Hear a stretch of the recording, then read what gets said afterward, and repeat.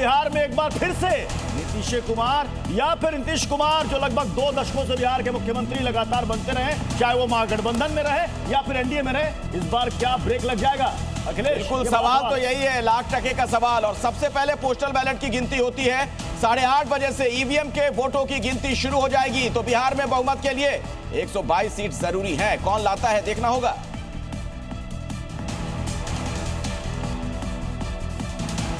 तो चलिए, हमारे साथ तमाम सहयोगी इस वक्त जुड़े हुए हैं और ग्राउंड से हमारे साथ हमारे रिपोर्टर्स भी जुड़े हुए हैं। लेकिन सबसे पहले मैं इस वक्त जाऊंगा आयुष के पास। आयुष, क्या खबर है इस वक्त आपके पास? बिल्कुल, इस वक्त की बड़ी खबर है कि अब से कुछ ही वक्त में प्रत्युष वोटों की गिनती शुरू हो जाएगी और सबसे बड़ा सवाल कि इस बार बिहार में किसकी सरकार। सबसे पहले पोस्टल बैलेट की गिनती होगी। इस वक्त की सबसे अहम खबर, 8:30 बजे से ईवीएम के वोटों की गिनती शुरू हो जाएगी और बिहार में बहुमत के लिए 122 सीट जरूरी है। सबसे पहले पोस्टल बैलेट गिने जाएंगे। पोस्टल बैलेट खत्म होते ही 8:30 बजे के करीब से ईवीएम की गिनती भी शुरू हो जाएगी और इसके साथ ही बहुमत के लिए 122 सीटों का आंकड़ा किसी भी गठबंधन के लिए जरूरी है। सबसे पहले पोस्टल बैलेट की गिनती 8 बजे से शुरू होनी है। तैयारियां शुरू हो गई हैं। अलग अलग काउंटिंग सेंटर्स पर इस वक्त तैयारियों की तस्वीरें भी सामने आएंगी। बहुमत के लिए 122 सीटों का आंकड़ा बेहद जरूरी है। तो और हमारे साथ हमारे तमाम सहयोगी बने हुए प्रशांत झा पटना से live, Sumant Kumar JDU office से हमारे साथ जुड़े हुए हैं, रुपेंद्र श्रीवास्तव लालू यादव के घर से लाइव है। सीधे रुक करेंगे प्रत्युष आपके पास। जी, तमाम सहयोगी और हमारे रिपोर्टर्स इस वक्त ग्राउंड पर सुबह सुबह उठकर तैयार है और ये देखिए, कोई जेडीयू ऑफिस के बाहर है, कोई लालू यादव के घर के बाहर है। मैं सबसे पहले रुक करूंगा प्रमोद आपका, क्या इस वक्त माहौल है? दावे तो 200 से पार के हर दल कर रहा है, हर गठबंधन कर रहा है। देखिए, दावे तो सबके अपने अपने हैं, लेकिन बिहार की 66.91% जो वोटर हैं जिन्होंने वोट किया है, वो आखिरकार किसकी सरकार चुनने वाले हैं। उन्होंने जो राजनीतिक प्रत्याशी हैं, उनके राजनीतिक भविष्य का जो मत है, जो 6 और 11 को उन्होंने वोट किया है, वो मत पेटियाँ 8:30 बजे के आसपास खुलेंगी। पहले बैलेट पेपर, उसके बाद ईवीएम के वोटों की गिनती होगी। और इस बात देखिए, खास बात यह है कि 2616 उम्मीदवार हैं कुल, और इसमें से 66.91% बिहारियों ने वोट डाला है, जिसमें पुरुषों की संख्या 62.8 है और महिलाओं ने 71.6। चलिए ठीक है, अब तो अब नतीजों का इंतजार किया जा रहा है। मैं आता हूं दोबारा आपके पास, लेकिन प्रशांत झा के पास भी चल लेते हैं। पटना से हमारे वरिष्ठ सहयोगी हमारे साथ मौजूद है। प्रशांत, आज की सुबह पटना में कुछ अलग होने वाली है क्या? क्या सुगबुगाहट है और क्या माहौल इस वक्त सड़कों पर आप देख पा रहे हैं?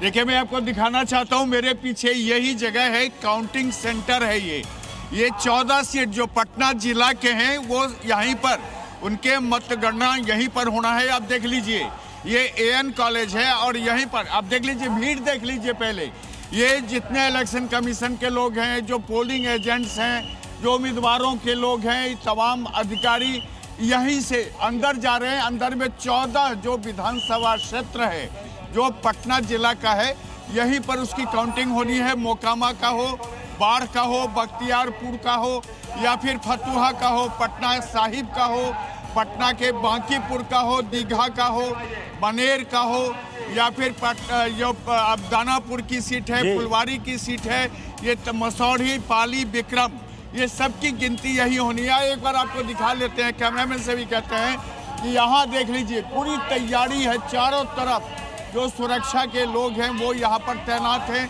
यहाँ सारे अधिकारी मौजूद हैं और यहाँ जब बिल्कुल 8 बजे से पहले पोस्टल बैलेट की गिनती शुरू होगी। 8 बजे से पोस्टल बैलेट की गिनती शुरू होगी, उसके बाद ईवीएम खुलेगा आधे घंटे के बाद। लेकिन इस वक्त पटना में ऐसा लग रहा है अखिलेश की सुबह के 6 नहीं बज रहे हो, लग रहा है कि इस वक्त शाम के 5 या 6 बज रहे हो, जितनी भीड़ वहां पर नजर आ रही है। बिल्कुल जबरदस्त हलचल देखने को मिल रही है, भारी संख्या में लोग जुटने शुरू हो गए हैं। तो 243 सीटों के नतीजे आज आ जाएंगे। 38 जिलों के लिए 46 मतगणना केंद्र बनाए गए हैं और मतगणना केंद्र पर कड़ी सुरक्षा व्यवस्था की गई है, जैसा कि हमारे सहयोगी प्रशांत झा भी इस वक्त पटना से दिखा रहे हैं। मतगणना केंद्र पर भारी संख्या में पुलिस बल की तैनाती की गई है। कल ही आपने देखा था, महागठबंधन की तरफ से जो प्रेस कॉन्फ्रेंस की गई थी, उसमें अपने एजेंटों को कहा गया था कि आप तैनात रहे, सतर्क रहे, क्योंकि कल काउंटिंग होनी है, कोई भी गड़बड़ी नहीं होनी चाहिए। हमारे साथ सुमंत भी इस वक्त जुड़े हुए जेडीयू ऑफिस के बाहर। सुमंत, ये जेडीयू ऑफिस के बाहर कल से ही एक पोस्टर लगातार बहुत ज्यादा सुर्खियों में बना हुआ, टाइगर जिंदा है। क्या मायने हैं इसके, सुमन? बिल्कुल, देखिए टाइगर जिंदा है, और टाइगर जिंदा है कि पोस्टर के साथ साथ एक और पोस्टर लगा हुआ जो इस बार जो स्लोगन बिहार में सबसे ज्यादा चर्चा में रहा, 2025 से 30 फिर से नीतीश। अब देखना यह है कि क्या ये स्लोगन सच साबित होता है क्या। सुबह होने को ही है प्रत्युष, और अब से थोड़ी देर में ये साफ हो जाएगा कि ये जो आज की 14 नवंबर की नई सुबह है बिहार की, वो किसके लिए उजाला लेके आएगा और किसके लिए अंधेरा। क्योंकि ये पहली बार है कि दोनों ही खेमों से दावे किए जा रहे हैं सरकार बनाने का। एक और जहां एनडीए कह रहा है कि वो जो जादुई आंकड़ा है सरकार बनाने का, वो आंकड़ा कंफर्टेबली हासिल करेगा, वहीं दूसरी ओर महागठबंधन में जो सीएम के चेहरे हैं तेजस्वी यादव, उन्होंने तो शपथ ग्रहण की तारीखों का भी ऐलान कर दिया कि 18 नवंबर को शपथ लेने जा रहे हैं। अब से थोड़ी देर बाद ये तस्वीर साफ हो जाएगी, लेकिन इस बार का चुनाव कई मायनों में बेहद अहम माना जा रहा है। जिस तरह से बिहार में राज्य के गठन के बाद रिकॉर्ड तोड़ मतदान हुआ, जिस तरह से पहली बार बिहार में महिलाओं ने बढ़ चढ़कर वोटिंग किया, आमतौर पे ये माना जाता है प्रत्युष कि अगर बम्पर वोटिंग होती है राज्य में, सत्ता के खिलाफ माना जाता है। लेकिन अगर आप एनडीए की बात करें, एनडीए इसे अपने पक्ष में मान रहा है। एनडीए मान रहा है कि जिस तरह से मोदी और नीतीश की जोड़ी ने जिस तरह से बिहार में काम किया, उस पर बातचीत होगी, दोबारा भी हम आपके पास लौटेंगे, लेकिन कोई